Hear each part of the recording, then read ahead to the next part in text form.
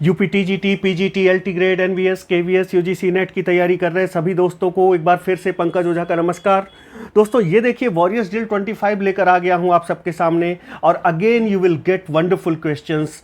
आइए शुरू करते हैं आज का सिलसिला। Yes, without wasting your time let's move on to question number 1। To whom lady Macbeth is the super witch? Fourth witch आपने सुना होगा, सुपर विच किसके लिए है? कौन कहता है सुपर विच लेडी मैकबेथ को? बताइए। क्वेश्चन नंबर 1 का जवाब दीजिए। तो यहां पर गोथे याद रखिएगा, बी जवाब देने वाले सबके सब सही हैं। Let's move on to next question number 2। The 1988 film summer story was based on Galsworthy's the dark flower, Indian summer of Forsyte, awakening the apple tree. किस पे बेस्ड है 1988 की film a summer story? Important question है, ध्यान में रखिएगा। अगर जो क्वेश्चंस वॉरियर्स ड्रिल में अपना स्थान बना रहे हैं, मॉक ड्रिल में अपना स्थान बना रहे हैं, don't take it for granted, वो क्वेश्चंस इंपॉर्टेंट ही होंगे। क्वेश्चन नंबर 2 की बात करें तो यहाँ द एप्पल ट्री याद रखिएगा, इसी पर बेस्ड है 1988 की फिल्म अ समर स्टोरी। और समर स्टोरी ये देख लीजिए थोड़ा सा इसका description. Summer story is a British drama film released in 1988 directed by Piers Haggard. It is a bittersweet tale of lost love based on a short story The Apple Tree by John Galsworthy। ये ध्यान रखिएगा। What does King Lear realize in the storm on the heath? जो तूफान आता है झाड़ियों के पास, वहाँ उसको क्या रियलाइजेशन होता है किंग लियर को? उसे क्या एहसास होता है? बताएं। ए है the family can always be relied upon, the individuality is more important than conformity, the love is more valuable than material possessions and glory, the humanity is insignificant compared to nature। बताइए। Question number 3 का जवाब दीजिए। Conceptual question है। If अगर हमने जो हिंदी में पढ़ाया है किंग लियर और ऐप में जो चीज़ें दी हैं, यूट्यूब पर दी हैं, उनको अगर आप सिंसियरली फॉलो करते हैं तो ये क्वेश्चन का आंसर आप दे पाएंगे। तो दोस्तों ज़्यादा से ज़्यादा संख्या में चैनल को सब्सक्राइब कीजिए, लाइक कीजिए और शेयर करिए यार। 2 दिन में 1K व्यू होते हैं। जब इतने कम व्यू होंगे तो जाहिर सी बात है मैं फिर उसी हिसाब से मटेरियल भी आपको दूंगा, क्योंकि क्वालिटी मटेरियल है, बनाने में समय लगता है। ज़्यादा से ज़्यादा शेयर क्यों नहीं करते? Let the truth prevail, let the goodness prevail. Question number 3 का जवाब दीजिए। क्वेश्चन नंबर 3 का बात करें तो यहाँ पर डी जवाब देने वाले सबके सब सही हैं। The humanity is insignificant compare to nature. अगर प्रकृति की बात करें, अगर प्रकृति से तुलना करें तो जो ह्यूमैनिटी है वो महत्वहीन हो जाती है प्रकृति से। अगर ह्यूमैनिटी की हम तुलना करते हैं, कहने का मतलब प्रकृति बहुत बड़ी है। पेरेम्पटरी, इसका सिनोनिम बताना है। पेरेम्पटरी बहुत ही इंपॉर्टेंट वर्ड है, पूछा जा सकता है। बताएं क्या होगा इसका सिनोनिम पेरेम्पटरी का? पेरेम्पटरी का मतलब ये होता है कि जैसे मैं आपको जो आदेश दूं, मैं उम्मीद करूं कि नहीं, उस आदेश का पालन आपको करना ही करना है, आप ना नहीं कर सकते। कहने का मतलब एक ऑटोक्रेटिक टाइप का। तो पेरेम्पटरी का क्या हो जाएगा? ऑटोक्रेटिक। ध्यान में रखिएगा। ये देखिए peremptory, expecting to be obeyed immediately and without any question. कहने का मतलब मैंने जो आदेश दिया आप उस पर एक भी क्वेश्चन नहीं कर सकते, you have to obey that, that is peremptory. He started issuing peremptory instructions. उसने पेरेम्पटरी इंस्ट्रक्शन देना शुरू किया। कहने का मतलब ऑटोक्रेटिक, बिल्कुल you can't question, whatever I say you will have to do. Synonyms देखिए, dictatorial, dogmatic, overbearing, compulsory. Antonym क्या हो जाएगा? Indulgent, lenient, modest. ध्यान में रखना है। Next question is pungent. Pungent का एंटोनिम बताना है। देखिए पंजेंट का मतलब हो गया बहुत तीखेपन से, जो प्लेजेंट ना हो। तो यहां पर इसका एंटोनिम क्या हो जाएगा? प्लेजेंट हो जाएगा। आइए और ध्यान से देख लेते हैं। पंजेंट, स्मेलिंग और testing very strong and sharp. Pungent वो चीज़ है जो स्मेल कैसे करेगी या जिसका स्वाद कैसा होगा? बहुत स्ट्रॉन्ग होगा, बहुत शार्प होगा। The pungent smell of burning rubber. जैसे रबर जब जलता है तो उसकी स्मेल जैसे आती है, ऐसे यूज़ किया गया है। The air was pungent with smell of spices. Air जो है, हवा जो है वो पंजेंट हो गई थी, मतलब बहुत तीखी हो गई थी, with the smell of spices.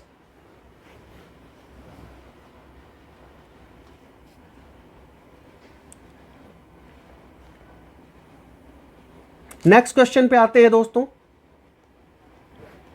Fear of disease, किसी बीमारी से जो डर लगता है उसे क्या कहते हैं आपको बताना है। डेसिडोफोबिया, पैथोफोबिया, क्लिनोफोबिया, केनोफोबिया। आपको बताना है, क्वेश्चन नंबर 6 का जवाब देना है, तो यहाँ बी जवाब देने वाले सबके सब सही होंगे। ये हो जाएगा पैथोफोबिया। किसी बीमारी से डरने वाले व्यक्ति को पैथोफोबिया कहेंगे, पैथोफोबिया।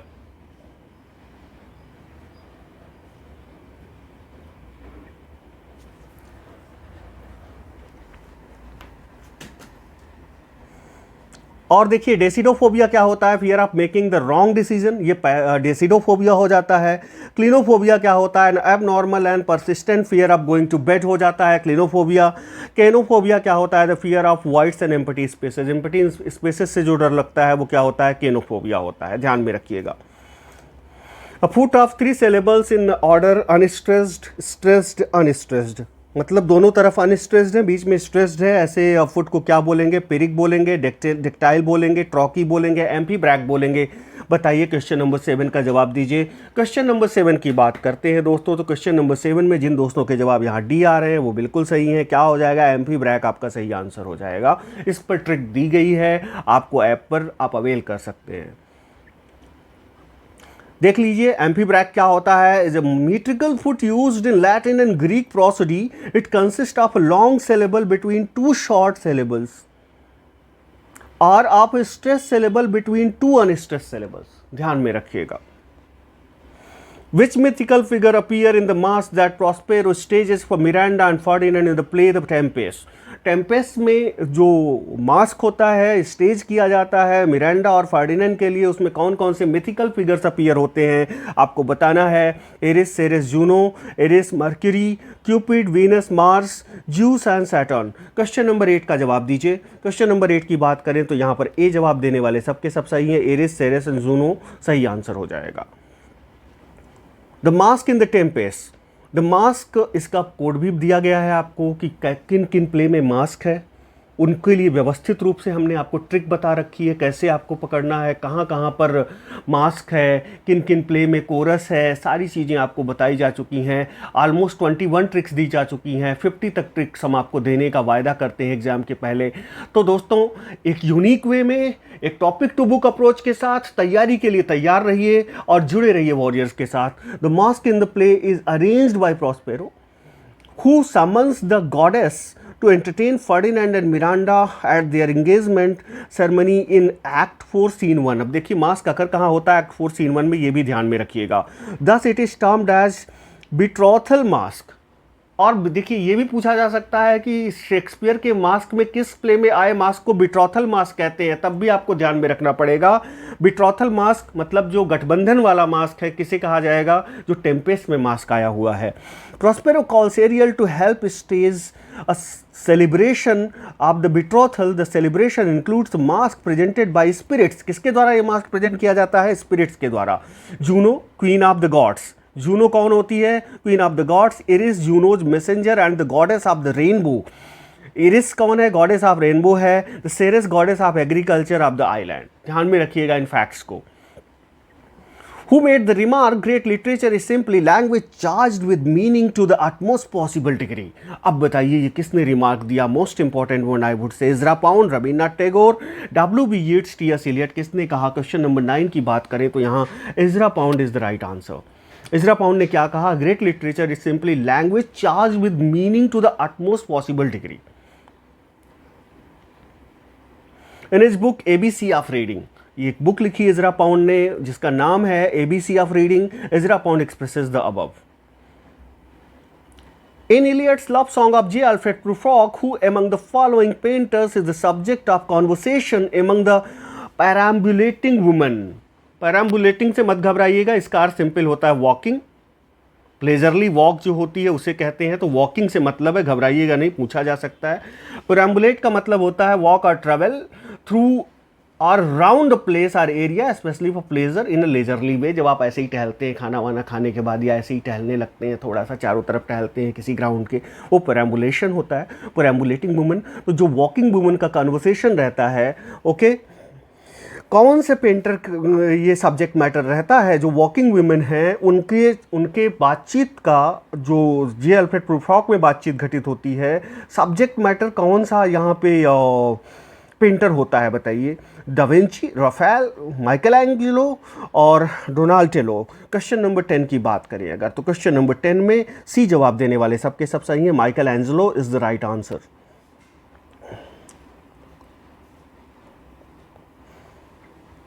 Which literary age in English literature is called nest of singing birds? That's most important and very cliche type question. You must have gone through it in your when you were in academics. तो आपको ध्यान देना है, इसको respond करना है।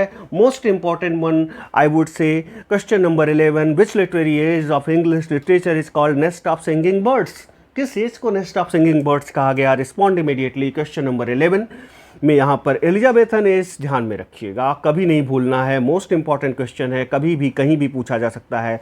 The whole age was marked by rich poetic sensibility, nature, appetite of learning and literature and love for aesthetic faculty. England was politically barren in the 15th century, but with the revival of art and learning, a gleam of hope was produced. There was such a growth of poets and singers that this age was called nest of singing birds. इस as में इतनी growth हुई poets की, singer की, इसी वजह से Elizabethan age को नेस्ट ऑफ सिंगिंग बर्ड्स कहा गया। By virtue of its wonderful fertility and variety of splendour and its production, this period as whole ranks as one of the greatest ages of history of words literature. बहुत महान as थी, बहुत एक मतलब एक बहुत ही सुहाना समय था, इसलिए इसको कहा गया, क्या कहा गया? Nest of singing birds. ध्यान में रखना है आपको। Which work deals with the peasants revolt of 1381? That's also an important question, keeping in mind the UGC net examination. Question number 12 का जवाब दीजिए। यहाँ पर वॉक्स क्लेमेंटिस आपके सही आंसर हो जाएंगे। ये जो वर्क है ये डील करता है पीजेंट्स रिवोल्ट से। Vox Clementis, the voice of one crying out, is a Latin poem of 10,265 lines of elegiac couplet by John Gower. ध्यान में रखिएगा। The first of the 7 books is Dream Vision, giving a vivid account of the peasants' rebellion of 1381. Which poet introduced the clocks to England? That's again a very crucial question, very important question, very critical question. Question number 13 का जवाब दीजिए। तो Alexander बास्ले यहाँ पर right answer होंगे, जो कि clocks को इन्होंने इंट्रोड्यूस किया इंग्लैंड में। ये देखिए, the first English language clocks were written by Alexander Barclay in 1514। Question number 14 पे आते हैं। क्वेश्चन नंबर 14 की अगर बात करें, he was the man who of all modern and perhaps ancient poets had the largest and most comprehensive soul who made this remark. ये Shakespeare के बारे में रिमार्क दिया गया है। चलिए इतना आपको हम हिंट दे देते हैं, लेकिन ये किसने रिमार्क दिया है बताइए? बहुत आसान क्वेश्चन है। 14 यहाँ पर सी जवाब देने वाले सबके सब सही हैं। John Roydon is the right answer. He observe this about none other than bard of Avon. Thou hadst a voice whose sound was like the sea, pure as the naked heavens, majestic, free, the above lines are written for. किसके लिए ये line लिखी गई है और किसने लिखी है बताइए? क्वेश्चन नंबर 15 का जवाब दीजिए। किसके लिए लिखी गई? पहली बात ये तो यहाँ पर बी जवाब हो जाएगा। मिल्टन के लिए लिखी गई। किसने लिखी? तो ये जवाब हो जाएगा वर्ड्सवर्थ ने लिखी। The above lines are written by William Wordsworth in London 1802 for John Milton. The child's shrill wail broke the silence. The child's shrill wail broke the silence, changed the voice. The silence was being broken by the child's shrill wail. The child's shrill wail was broken by the silence. The silence was broken by the child's shrill wail. The silence was being broken by the child's shrill wail. क्या जवाब होगा? Question number 16 का जवाब देना है। यहाँ पर सी जवाब देने वाले सबके सब सही हैं। फिर से रिमाइंड करा दें, ये वॉरियर्स का प्लेटफॉर्म है और यहाँ आपको वही दिया जाता है जो आपके एग्जामिनेशन के लिए, या कहें सिर्फ वही दिया जाता है जो आपके एग्जामिनेशन के लिए ज़रूरी है। आप don't miss to watch this session. आपको दिया जाएगा मैटर, लगातार दिया जाएगा और एग्जामिनेशन के पहले पहले आपका पूरा सिलेबस कवर कराया जाएगा।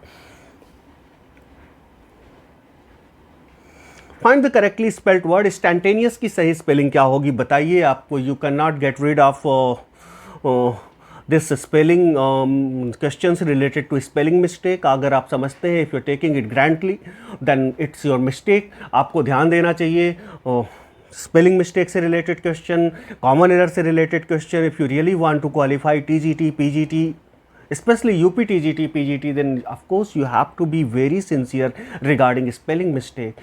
You have to be very sincere, you have to be very serious regarding common errors, questions related to common errors. तो स्टैंटेनियस की सही स्पेलिंग क्या होगी? बी यहाँ पर जवाब देने वाले सबके सब सही हैं, ये स्पेलिंग होगी। स्टैंटेनियस मतलब जो शीघ्र घटित होने वाला हो, instantaneous happening immediately without any delay. Okay, and instantaneous response, अगर आप तुरंत जवाब दें किसी चीज़ का, क्विक रिस्पॉन्स करें तो वो स्टैंटेनियस रिस्पॉन्स हो जाएगा। रिप्लाई, रिएक्शन भी स्टैंटेनियस होता है। तुरंत आपको किसी ने गाली दी, आपने बदले में तुरंत उसे गाली दे दी, वो स्टैंटेनियस रिप्लाई हो गया, वो स्टैंटेनियस रिएक्शन हो गया। ओके, सिनोनिम्स क्या हो जाएंगे? इमीडिएट, इंस्टेंट, ऑपोजिट हो जाएगा delayed. Group of giraffes, giraffe की स्पेलिंग ध्यान में रखिएगा, नहीं तो एग्जाम में आपको परेशानी का सबब बनेगी। तो ग्रुप ऑफ जिराफ्स क्या हो जाएगा? टावर हो जाएगा। जिराफ्स के ग्रुप को टावर बोलते हैं, ध्यान में रखिएगा।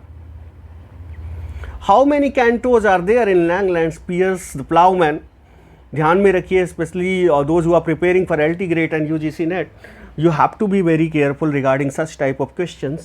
Question number 19, यहाँ पे C जवाब देने वाले सबके सब सही हैं। यहाँ पर C जवाब देने वाले सबके सब सही होंगे। ये देखिए उत्तर क्या हो जाएगा? 7. How many cantos? 7 cantos in Longland Spears the Plowman.